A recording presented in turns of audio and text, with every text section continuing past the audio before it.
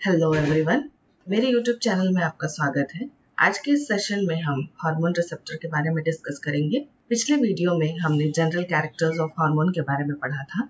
आइए सबसे पहले हम देखते हैं कि हम हार्मोन को डिफाइन कैसे करेंगे। A hormone can be defined as any member of class signalling molecules that enables communication between cells produced by specialized cells or glands in multicellular organisms that are transported by circulatory system to target distant organs to regulate physiology and behavior. Hormones को signaling molecules की category में रखा गया है। यह signal के द्वारा कोशिकाओं के बीच कम्युनिकेशन स्थापित करते हैं। हार्मोन्स मल्टीसेलुलर ऑर्गेनिजम्स में स्पेशलाइज्ड सेल्स या ग्लैंड्स के द्वारा सर्कुलेटरी सिस्टम में सिक्रीट कर दिए जाते हैं। सर्कुलेटरी सिस्टम के द्वारा वे दूर में स्थित टारगेट ऑर्गन्स तक पहुंचते हैं। हार्मोन्स बॉडी में बहुत सारे फंक्शंस को रेगुलेट करते हैं, जैसे growth, sexual development, cellular oxidation etcetera. Hormone receptor, a receptor is a protein molecule usually found embedded in the surface of the cell or inside the cell that receives chemical substances. When these chemical substances bind to the receptor, many changes takes place in a cell, leading cellular or tissue response. Cell में पाए जाने वाले receptor protein molecules के बने होते हैं। ये अधिकतर सेल्स के सरफेस पे या फिर सेल के साइटोप्लाज्म या न्यूक्लियस में पाए जाते हैं।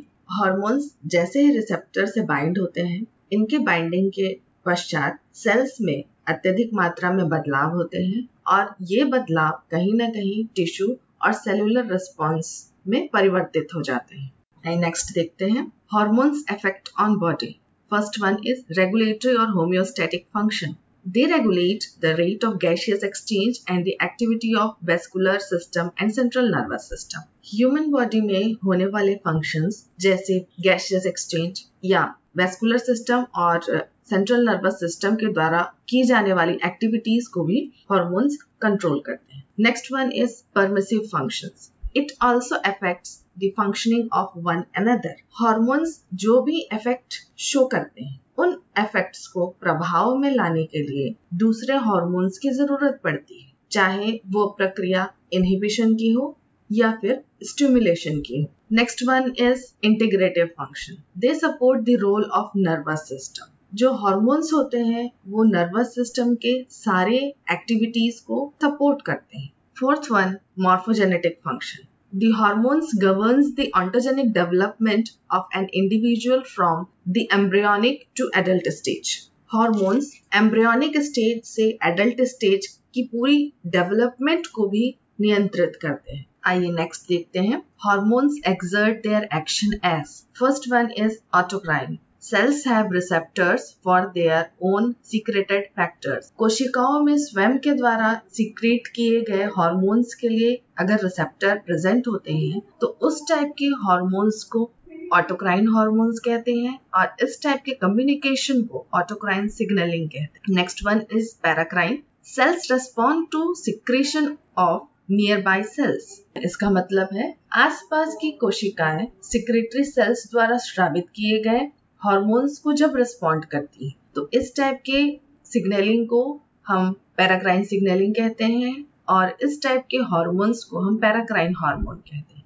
Next one is endocrine. Cells respond to factors produced by distant cells. Endocrine hormones हम उन हार्मोन्स को कहते हैं जो कोशिकाओं के द्वारा सीक्रेट किए जाते हैं, लेकिन वो सर्कुलेटरी सिस्टम द्वारा दूरस्थ स्थित टारगेट सेल्स तक पहुंचाए जाते हैं। ऐसे कम्युनिकेशन को हम एंडोक्राइन सिग्नलिंग कहते हैं। नेक्स्ट देखते हैं classification of hormone receptor. A hormone receptor is classified under two major groups. Hormone receptor को हम यहाँ दो मेजर ग्रुप में डिवाइड कर सकते हैं। First one is intracellular receptor and second one is extracellular receptor. Intracellular receptor cell के cytoplasm या न्यूक्लियस में पाए जाते हैं। इस टाइप के रिसेप्टर का यूज स्टेरॉइड हार्मोन्स और थायराइड हार्मोन्स करते हैं। नेक्स्ट है extracellular receptors. Extracellular receptor cell के ऊपरी सतह में पाए जाते हैं। ये रिसेप्टर का यूज एमीन्स और पेप्टाइड से बने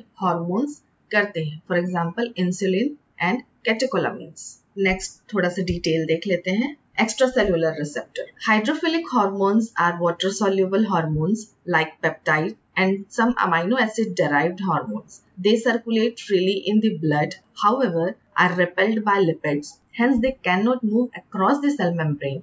Therefore, they have receptors on the cell surface. There are three major classes of extracellular receptor. First one is gated ion channels. Second one, GPCR, G-protein coupled receptors. Third one is enzyme linked receptor. Extracellular receptor का use ऐसे hormones करते हैं जो water soluble hormones हैं या हम कह सकते हैं हाइड्रोफिलिक हार्मोन्स हैं, जैसे पेप्टाइड या अमाइनो एसिड डिराइव्ड हार्मोन्स। ये वाटर में सोल्यूबल होने की वजह से सर्कुलेटरी सिस्टम में फ्रीली ट्रेवल कर सकते हैं, लेकिन लिपिड्स के द्वारा रिपेल कर दिए जाते हैं, जिस वजह से ये सेल मेम्ब्रेन को क्रॉस नहीं कर पाते हैं। इसलिए अपने इंफॉर्मेशन को आगे फर्दर न्यूक्लियस तक पहुंचाने के लिए इनको एक रिसेप्टर की जरूरत पड़ती है, इसलिए वे सेल मेम्ब्रेन रिसेप्टर का यूज करते हैं। सरफेस रिसेप्टर को 3 मेजर क्लासेस में डिवाइड किया गया है। First type gated ion channels. इस टाइप के रिसेप्टर का यूज एसिटल कोलामीन करते हैं।